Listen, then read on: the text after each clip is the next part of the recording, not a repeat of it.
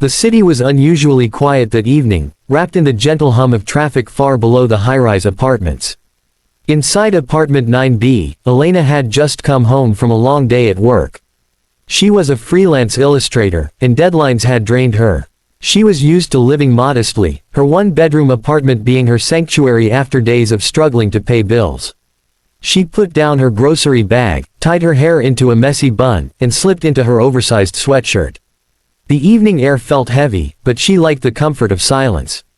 What she didn't know was that, on the other side of the hallway, fate was setting up the most unusual encounter of her life. Alexander Reed, a millionaire known for his ruthless business tactics and untouchable aura, had just returned from an exhausting international flight. His driver had dropped him off in front of the building where he owned a penthouse suite on the 10th floor. But distracted by emails, his mind foggy with jet lag, he absent-mindedly pressed the keycard into the lock of what he thought was his apartment. The door clicked open, surprisingly easy. Without hesitation, he stepped inside, tugging off his jacket and sighing in relief. But it wasn't his apartment. Elena was in the kitchen, pouring herself a glass of water, when she heard the sound of the door creaking. She froze, her heart hammering. She hadn't invited anyone, and no one should have a key to her apartment. Panic struck instantly, her mind jumped to one terrifying conclusion. A burglar. She grabbed the first thing she could find, her sketchbook, not exactly a weapon, but it was heavy enough to swing. With adrenaline coursing through her veins, she tiptoed to the living room, every step trembling. And then she saw him, a tall, broad-shouldered man, dressed in an expensive black suit, standing there like he owned the place. "Who are you?" she shouted, her voice shaking but firm. "Get out of my apartment before I call the police." Alexander turned, startled, his sharp blue eyes locking with hers. For a moment, he was too tired to even understand. Then confusion clouded his face. "This is my apartment." Elena's fear burst into anger. "Your apartment? Do I look like your maid or your tenant? This is my home. Get out before I scream loud enough for the whole building to hear." She lifted the sketchbook like a weapon, her cheeks flushed with fury. Alexander blinked, realizing the mistake only when he looked around. The decor wasn't his, no marble counters, no luxury furniture, no glass walls. Instead, warm fairy lights hung from the corner, piles of books filled a shelf, and art supplies were scattered across the table. It was cozy, small, and nothing like the penthouse he owned. He had walked into the wrong place.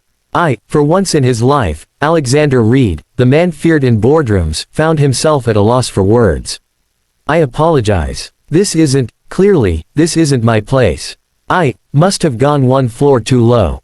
But Elena didn't soften. Her heart was still racing. "Do you make a habit of breaking into random women's apartments? Or is this some kind of rich man's joke?" He raised his hands in surrender, his usual arrogance giving way to exhaustion. "I assure you, it's nothing like that. I live upstairs. I simply made a mistake." She didn't lower her sketchbook. "Then prove it." Something in her tone caught him off guard. She wasn't intimidated by his expensive suit or his commanding presence. Most people bent under his gaze, but not her.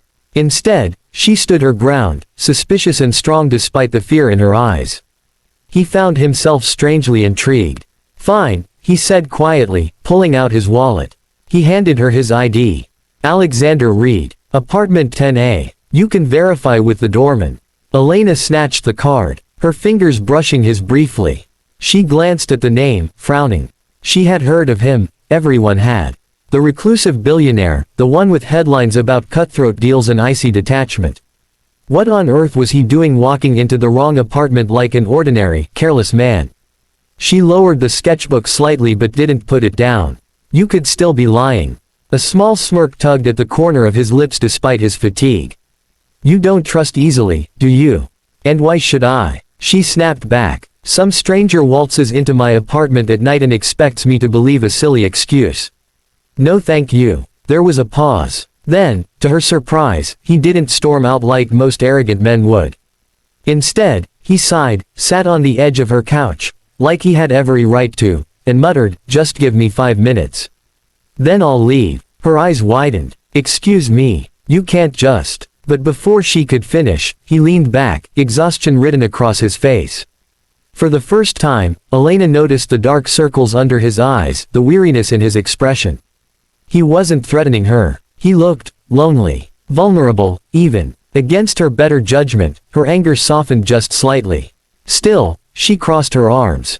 "You're unbelievable," he chuckled under his breath. "I've been told that before." Silence stretched between them. Elena didn't know what possessed her, but instead of kicking him out immediately, she found herself watching him. This man, who could buy entire companies with a single phone call, was sitting in her small, cluttered apartment, almost dozing off on her second-hand couch. The absurdity of it made her lips twitch. Finally, she sighed. "Fine. 5 minutes. Then you're gone." He opened one eye, studying her. "You're braver than most people I know." She scoffed. "Or stupid, letting a supposed millionaire sit in my living room." He gave her a faint smile, one that didn't quite reach his eyes.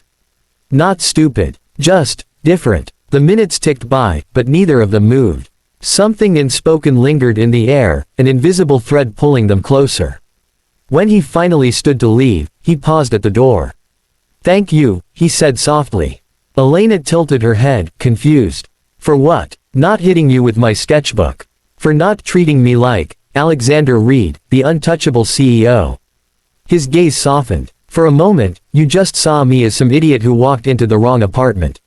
"I can't remember the last time that happened." She blinked, caught off guard by the sincerity in his voice. He left after that, and the door closed behind him. Elena stood there, her heart still racing, not from fear anymore, but from something she couldn't name. She looked down at his ID card still in her hand. Somehow, she had forgotten to return it. And somehow, she knew this wasn't the last time she would see Alexander Reed.